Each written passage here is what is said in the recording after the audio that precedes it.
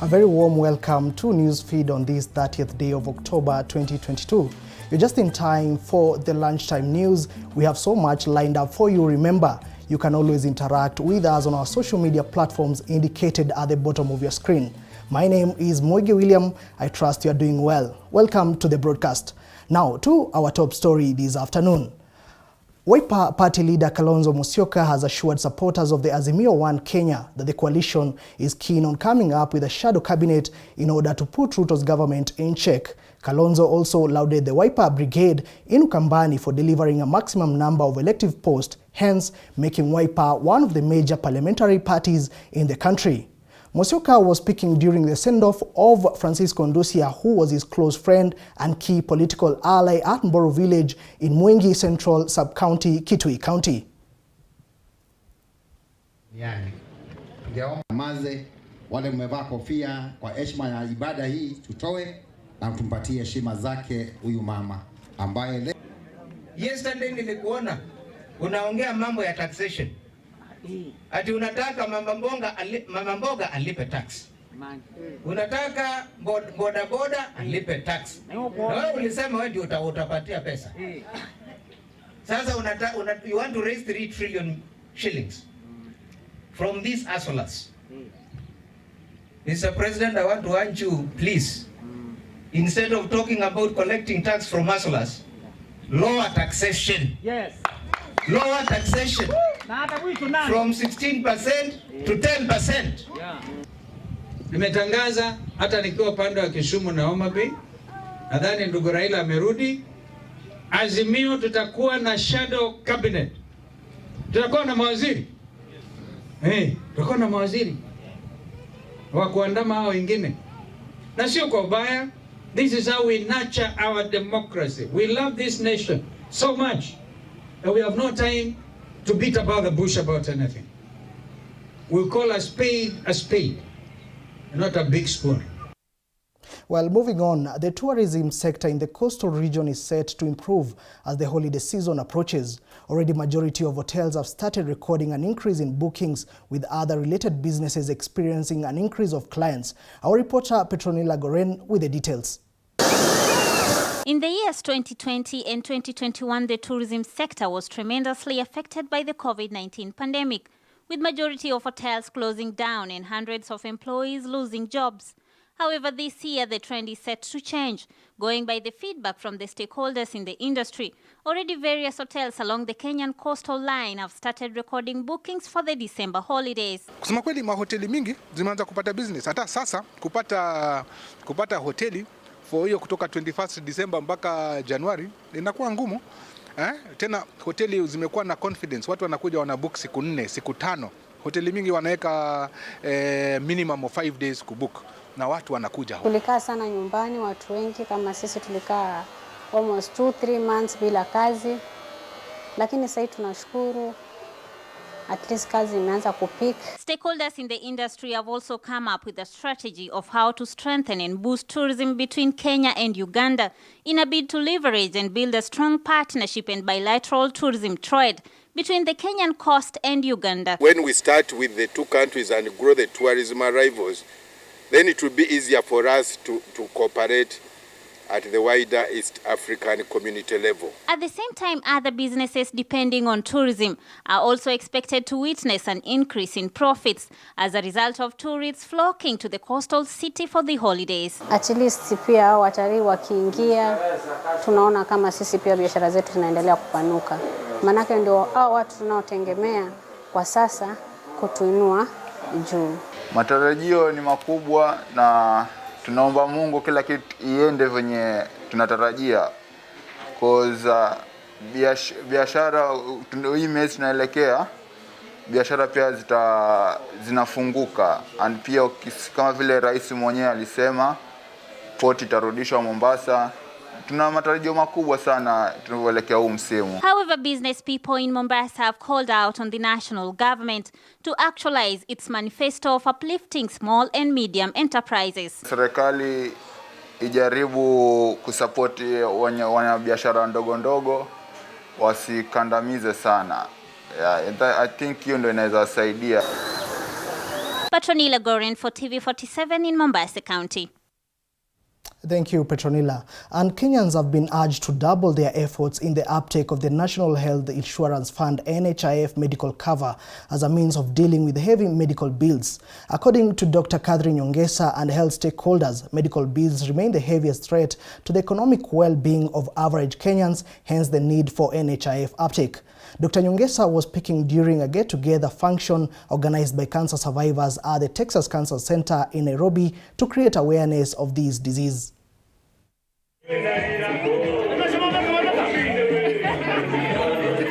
Wow! October is the month that we mark breast cancer awareness, and it's an opportunity for us to raise awareness about breast cancer, the signs and symptoms, and the treatment options, and also to emphasize that breast cancer can be detected early before even it causes symptoms. So we are encouraging women to keep checking their breasts, and also when you are above 35 years, you need to plan having your first mammogram. Most of the people know when you get cancer, that is a death sentence. You won't survive for long.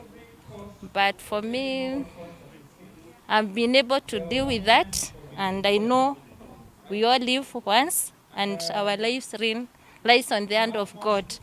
So me niliaccept tu, hata watu wakini discourage, najua tu maisha yangu iko kwa mkono wa Mungu. It is a tough journey, but I thank God because He has been with me throughout. When I got diagnosed, and the doctor was really not aware on how to tell me about it, so now it was easier for him to talk about it. The only thing that I would advise the population,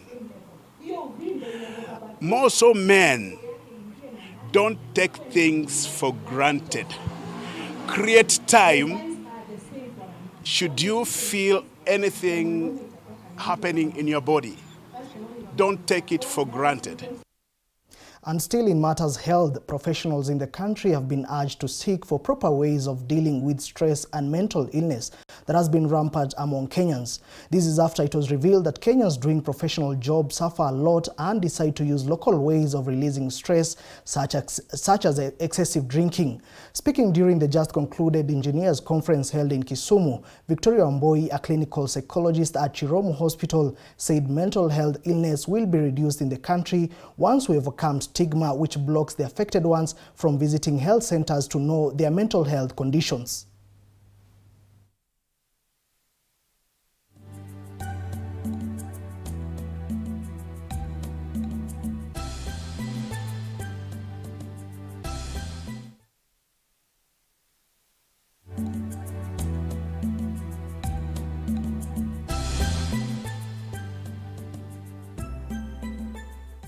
The fight against mother-child HIV/AIDS infection in Busia and Bungoma counties has received financial and electronic equipments to boost from USAID Dumisha Afya to fast-track mobility and capacity building. According to the chief of party of USAID, Dr. Evelyn Ashiono, the donor aid will ensure mother-child HIV/AIDS infection in the counties are minimized.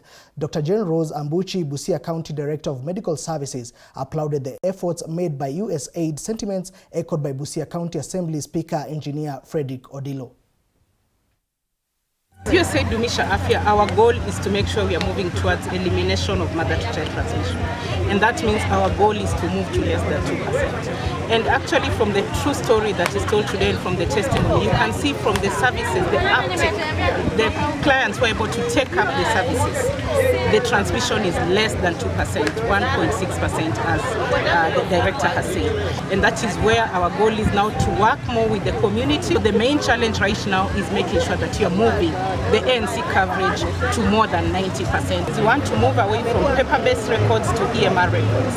Sisi kama idara ya afya kwa hii county tumeshirikiana na development partners wetu Moso Dumisha Afya, which is USAID program, to make sure that tumefunza watu wetu first of all wajue hali yao ya hii status ya ukimwi, wako positive ama wakipatikana wako positive wanawekwa kwa matibabu.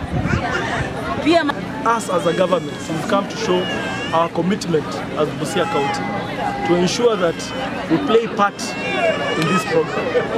And to that end, we are trying to see in liaison with the county medical service how we can engage these mentor mothers, mentor fathers, and CHVs towards helping them contain mother-to-child transmission. Now to Kirinyaga County, where leaders from Kirinyaga Central now want the Directorate of Criminal Investigation to investigate increased cases of fire in the area. The latest fire incident in Motera area left 2 children dead and properties worth millions of shillings destroyed. Led by area Kirinyaga Central Member of Parliament Gashoki Getari, the leaders are now raising alarm over the frequent fire cases, saying the area has reported over 10 cases in the recent months. They, however, want residents to be alert to prevent further cases of fire.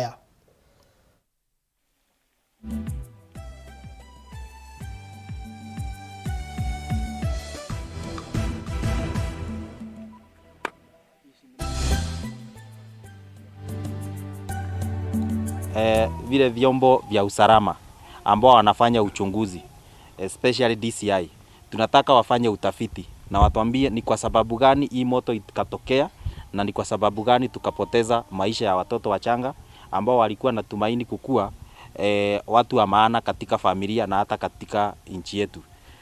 Zaidi hapo niseme kama kuna mtu mwenye alihusika katika hii janga achukuliwe hatua, ndio siku ingine kusikwe na mambo kama haya.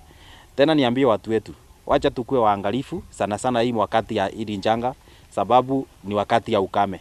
Tunapotumia ile moto tunatumia katika shughuli zetu za kupika, iwe ni gas, iwe ni zile jiko, iwe ni ile makaa, tukue waangalifu na tuchunga watoto wetu sana, wakuwe mbali wasikaribie hii mambo ya moto, ndio angarau tuweze kupunguza hizi moto zimekuwa mingi katika maeneo zetu. What is happening? Because I remember the other day tulikuwa pale Kanyekini. Kuna moto ilikuwa imetokea akamtoto kadogo. Then kuna moto ingine Gekumbo, kuna ingine tunaenda saa hii huko Kemande. Tukue waangalifu kidogo. Tafadhali naambia watu wetu, wacha kiberiti ikue adui yetu for now. Wacha kiberiti isikachie watoto, sababu unaona vile kumekauka. Hata kiberiti inaweza mtoto anaweza kisha akicheza. Kenya Tea Development Agency factories in the country are now crying over the high cost of firewood to run the factories. According to Kagwe Tea Factory Director in Kiambu County, that is Benson Njoroge, says the factory has been using million tons of firewood yearly to run the factory at a very high cost, now calling on the government to assist the factories with alternative sources like solar energy to reduce the cost of production and save the environment.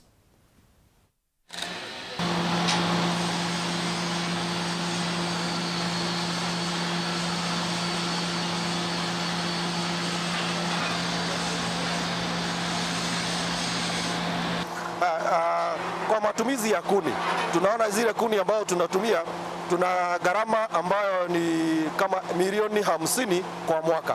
Ukifanya hiyo hesabu utaona italeta kama shilingi 1,200 hadi 1,300 kwa kila siku, ambayo ni gharama ambayo hatuwezi kujimudu kwa muda mrefu. Hata kama tunaweza kuimudu, mahali ambao tunatoa hizi kuni zinaenda zikididimia. Hiyo ni kuonyesha misitu yetu inaenda ikididimia, mazingira inaendelea kuharibika. Kwa hivyo kama tungeweza kupata jinsi ya kujiondoa ama kujitoa kwa matumizi ya kuni, tutapunguza gharama, tutazuia uharibifu wa mazingira na mkulima ataweza kupata mazao zaidi. Still on matters tea, producers and buyers of tea in East Africa are now pushing the government to allow direct sales of ethically produced tea. The new Tea Act only allows tea to be sold through auction, which has ethical buyers seen ethical buyers now moving out of Kenyan market. The tea stakeholders now want the Kenyan government to allow ethically produced tea be sold through auction and direct sales as it is done with coffee. Stakeholders submitted a position paper during the Fair Trade Roundtable that the requirement of every tea to go through auction will affect Kenyans' ethically produced tea, in the end affecting the market, as Kenyans might lose all the buyers. we shall move into our conclusion. So thank you very much. One thing we really trying to push, especially Kenya government, is that there has to be, option for ethically produced tea, for direct sales, in a sense that, fair trade supply chain is a locked supply chain. We supply tea for, certified brands and traders.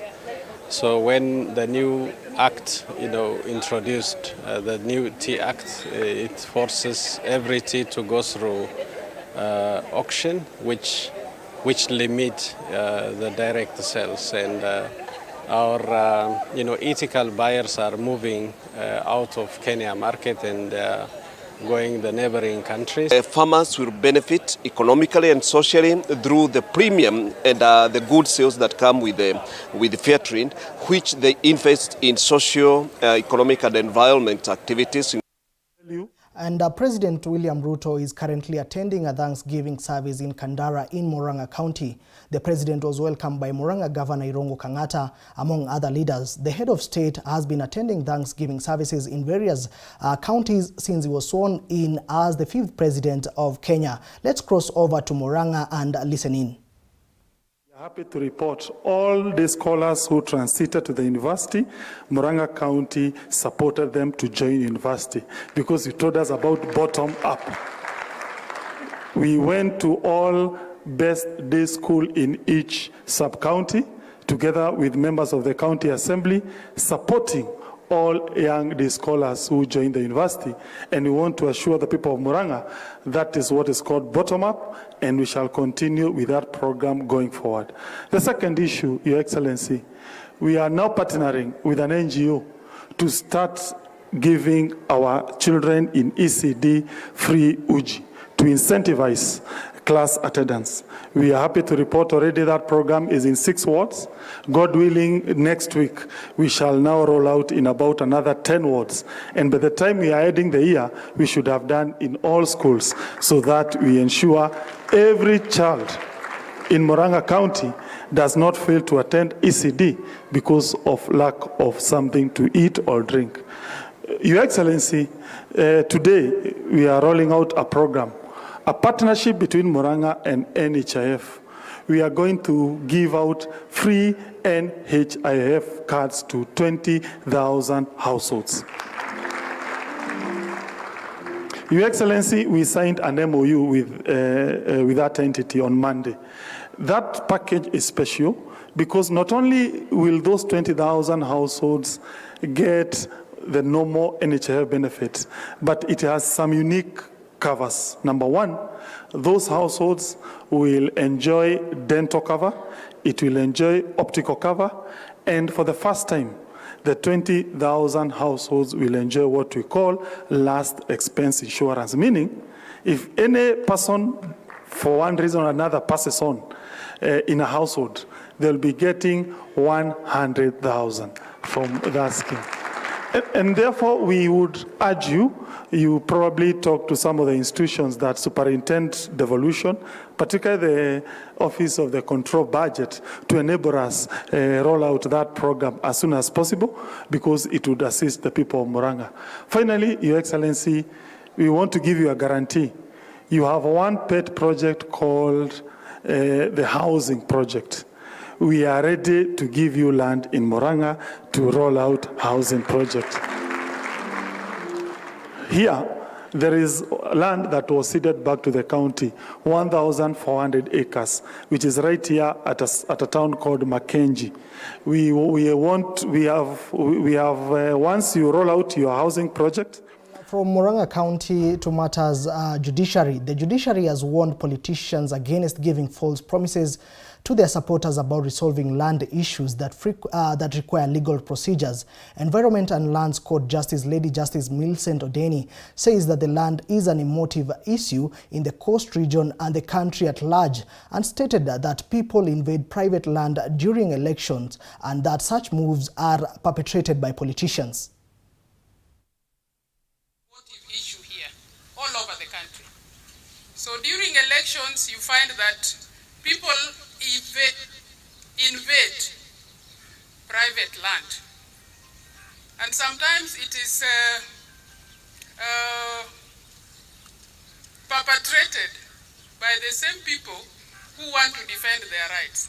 Ipoteze mashamba yetu kwa sababu tumejikosesha nafasi ya kuja kotini nasi kusema dukuduku zetu, kupinga yale yameletwa kotini, na sisi tuweze kusikiza pande zote mbili ndio tuweze kuweka mizani na kuangalia haki wapi. Kwa hivyo hilo mimi ndio nasisitiza, musidharau karatasi zozote za kotini mnapoletewa. There were people who were settled here first. Then government came and reviewed and moved it from a scheme to an adjudication section. Then they moved the adjudication again to a scheme so that they can give their friends and big people. So Chembeke Babamche is here with us. It's a big animal, a big elephant in the room that needs to be solved. The biggest problem and impediment to the Chembeke Babamche is the judiciary, and especially the court in Malindi.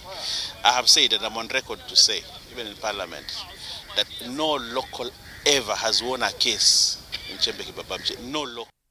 Well, professionals in the country have been urged to seek for proper ways of dealing with the stress and mental illness that has been rampant among Kenyans. This is after it was revealed that Kenyans doing professional jobs suffer a lot and decide to use local ways of releasing stress, such as excessive drinking. Speaking during the just concluded engineers conference held in Kisumu, Victoria Omboi, a clinical psychologist at the Chiromo Hospital, said mental health illness will be reduced in the country once we overcome stigma which blocks the affected ones from visiting health centers to know their mental health conditions. Of course, I have faced many of these challenges, and now as a leader of the young chapter, I of course get many requests on trying to solve some of the issues that we have. But as we said, every professional should be able to handle their job, and of course this is where Chiromo comes in very handy. If we have an issue that we think is of a mental state, it is up to us, of course, to be able to guide them. They ask on the directions on what do they need to be able to resolve some of the issues. We are here at the ASE conference as Chiromo to support on matters mental health. Maybe from what the young engineer has just said, mental health issues are seen with very many professionals of different cadres, and at Chiromo we have wellness programs to meet the needs of each professional. When you look at what World Health Organization says, they say that 1 in every 4 people is experiencing or will experience a mental health challenge. And of course, before you are an engineer, you're first of all a human being. Now, what prevents people from seeking help is probably due to the stigma, but we're trying to normalize this conversation around mental health to say that it is okay not to be okay. And now to Bungoma County. The National Environment Management Authority, NEMA, has closed several filling stations in Bungoma County for non-compliance in a successful operation by the authority. Speaking to the press after the crackdown that was conducted in Kimilili Town, Bungoma County, NEMA Director Vincent Mahiva said the initiative was launched after realizing that a good number of filling stations, hospitals and other facilities in Bungoma County breach legal procedures. Mahiva has however warned non-compliant individuals that they will face 2 years jail term or 2 million shillings fine or both.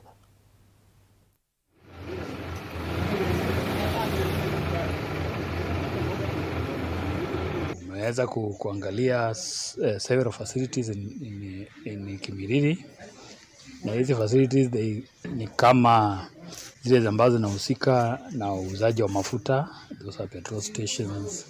Tumeenda kwa sehemu ambazo wanashughulika na mambo ya scrap metal, mahospitali na shughuli zingine ambazo zinahusika na mambo ya ujenzi, mambo ya buildings. Hizo ndio sectors tumeweza kutembelea. Tumeweza kupata kwa sekta fulani kuna wengi ambao wameweza complain na sheria zetu, na tumefurahi sana. Tunawaambia kongole na tutazidi kufanya nao kazi pamoja ili kuimarisha mazingira yetu Bungoma. Lakini kama kawaida tumepata wengine ambao hawajaweza kutimiza masharti ya sheria za kimazingira. Tumeweza kupata wale ambao wana leseni zetu. Kuna leseni za ujenzi, leseni za majitaka, yani effluent discharge licenses, na leseni za mambo scrap metal licensing. So wale ambao tumeweza kupata hawakuwa wametimiza vile sheria inatakikana, tumeweza kuwapatia several orders ambazo tunatarajia